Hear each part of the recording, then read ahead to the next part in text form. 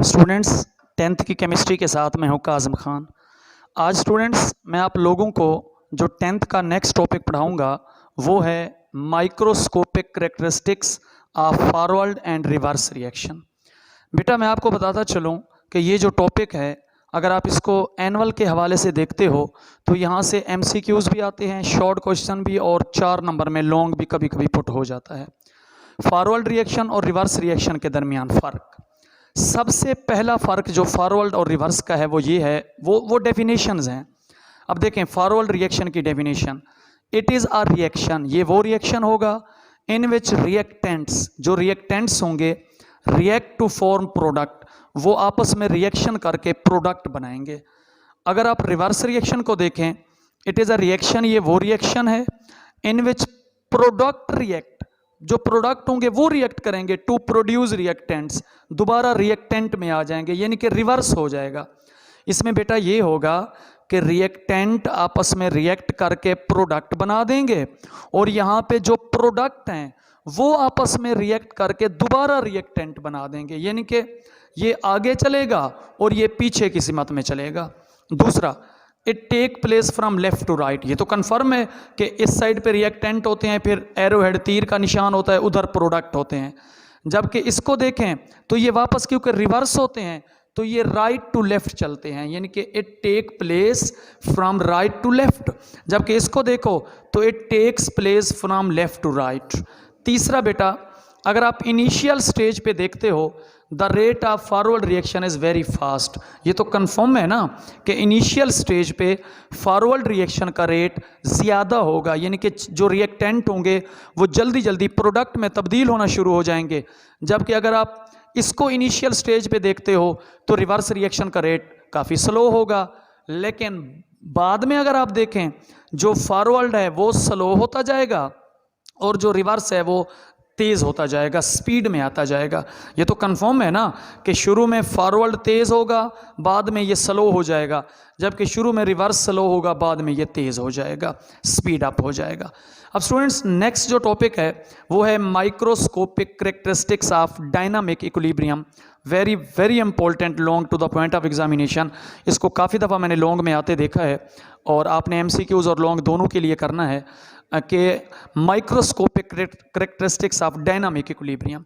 देखिए students, dynamic equilibrium कब हम अचीव कर सकते हैं इक्विलिब्रियम को? अब देखें पहला point, an equilibrium is achievable only a closed system. ये तो कंफर्म है ना कि सिस्टम क्लोज होगा तो हम जो है ना इक्विलिब्रियम को हासिल कर सकेंगे, अचीव कर सकेंगे।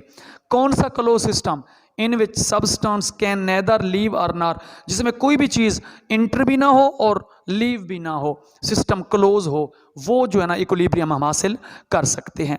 Next, equilibrium state, at equilibrium state a reaction does not stop. ये तो कंफर्म है ना कि इक्विलिब्रियम स्टेज पे रिएक्शन स्टॉप नहीं होगा, यानी कि फॉरवर्ड रिएक्शन रिवर्स में और रिवर्स फॉरवर्ड में, forward and reverse reaction keep on taking place at the same rate, दोनों सेम रेट पे चलेंगे बट इन अपोजिट डायरेक्शन, लेकिन उनकी डायरेक्शन अपोजिट होगी। ये तो बेटा देखें, रिएक्टेंट प्रोडक्ट बनाते हैं, फिर प्रोडक्ट रिएक्टेंट, जब रिएक्टेंट प्रोडक्ट बनाएंगे तो ये फॉरवर्ड होगा, जब प्रोडक्ट वापस रिएक्टेंट में आएंगे तो ये रिवर्स होगा।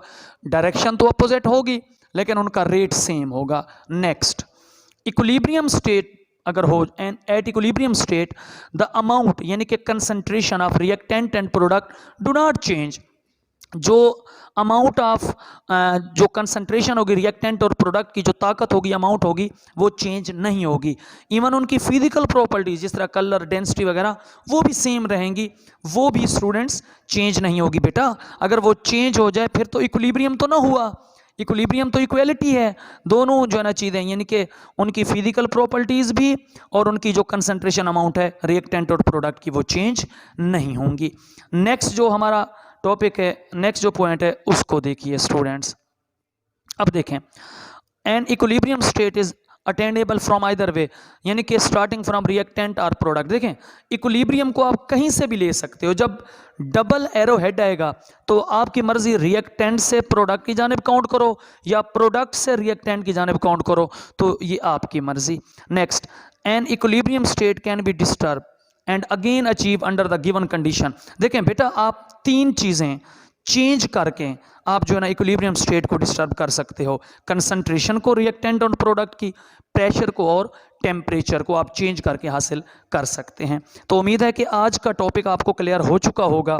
मैंने आपको आज जो टॉपिक पढ़ाया वो था, पहले ये टेबल है जिसमें फॉरवर्ड और रिवर्स रिएक्शन के दरमियान डिफरेंस मैंने आपको पढ़ाया।